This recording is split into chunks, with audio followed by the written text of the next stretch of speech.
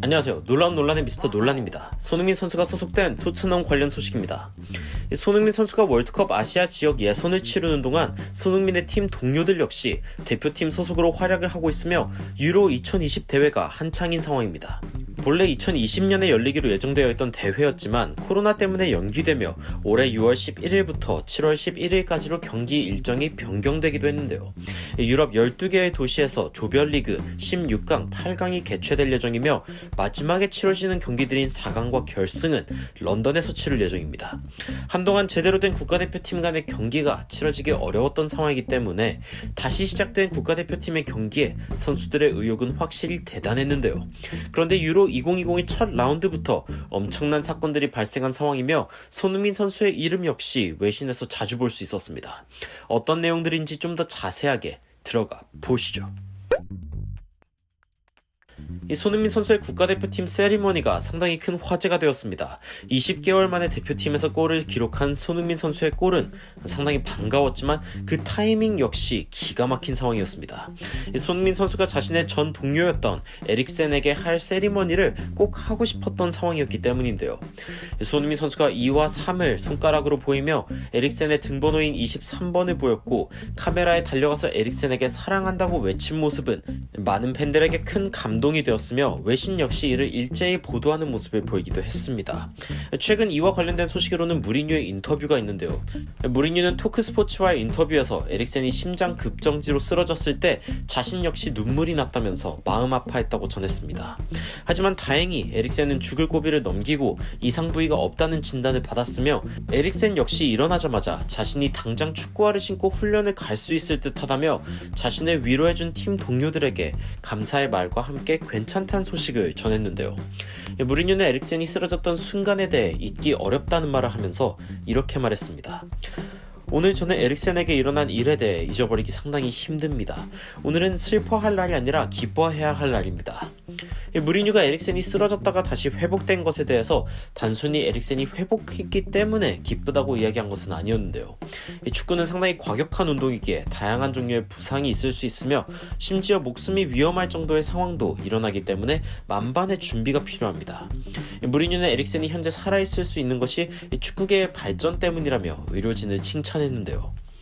축구는 이러한 상황에 대처할 수 있는 의료진의 수준 역시 상당히 높아진 상황이며 축구계의 발전이 오늘 에릭센이 살아있을 수 있는 이유라고 생각합니다. 무리뉴는 이번 사건을 통해 축구가 단순히 국가 간의 경쟁을 일으키는 스포츠가 아니라 모두가 하나 되어 즐기는 스포츠이기에 더 의미가 있다고 강조하기도 했습니다. 이 사건은 축구가 단순히 스포츠가 아니라 축구로 모두가 하나 되는 것이 중요하다는 것을 보여주고 있는 상황이며 저도 어제 울었고 많은 사람들이 울었을 거란 생각이 듭니다. 축구는 사람들을 모으는 힘이 있고 저는 에릭센에게 직접 말을 하진 못했지만 대표팀 동료인 호이비에르에게 연락했는데 괜찮다는 소식을 들었으니 다행이라 생각합니다. 이 토트넘의 팬들은 무리뉴의 해당 인터뷰에 상당히 공감하면서 자신들도 울었다며 에릭센이 쓰러진 이유가 여전히 원인 불명이라는 것이 좀 신경 쓰이지만 몸 상태가 괜찮은 것은 정말 다행이라며 안도의 한숨을 내쉬었습니다. 무리뉴는 이처럼 최근 유로 2020 대회에서 일어나는 일들에 대한 코멘터리로 참여하며 다양한 이야기들을 했는데 이 손흥민에 대한 이야기 역시 무리뉴가 직접 하기도 했습니다. 전 영상에서 간략히 전해드렸는데 자세한 이야기까지 들어가 보시죠. 풋볼 런던에서는 해리케인이 영국 대표팀을 맡고 있는 사우스게이트에게 딜레마라면서 이 토트넘의 스트라이커인 케인의 미래가 주목을 받고 있다고 전했습니다.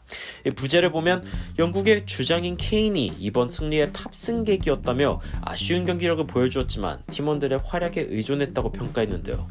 아직 한 경기이긴 하지만 이번 경기를 바라본 풋볼 런던의 기자는 케인이 영국의 우승을 이끌기 위해서는 지금보다는 더 나은 역할을 해야 한다며 거의 병풍처럼 있었다는 평가를 내리는 혹평을 했습니다.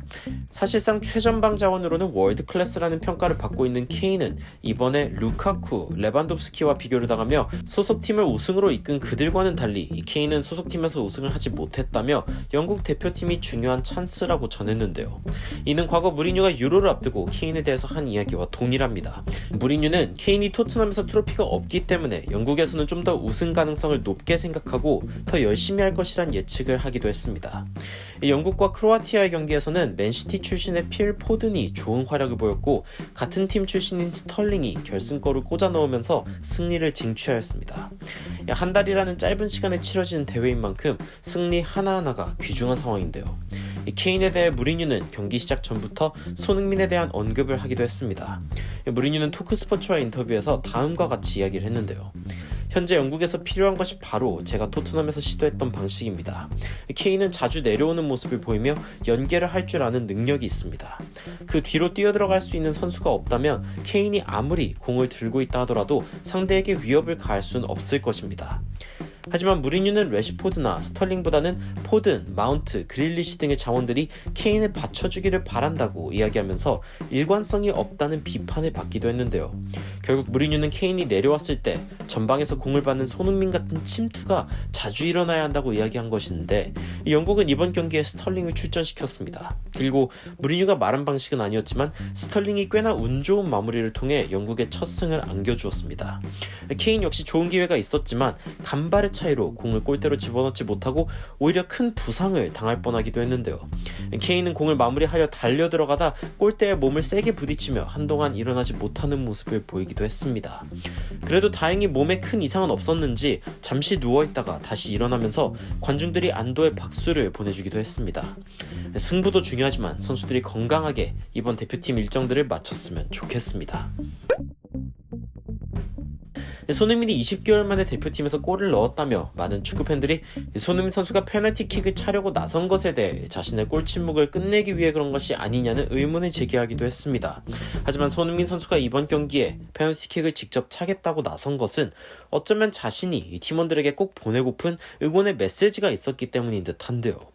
손흥민 선수는 전 동료였던 에릭센뿐 아니라 현장의 팀 동료 그리고 볼보이까지 챙겼고 심지어 자신이 골을 넣었을 때는 팀의 막내인 정상빈 선수와 함께 기뻐하는 모습이 대한민국 축구팬들에게 흐뭇한 미소를 자아내게 했습니다.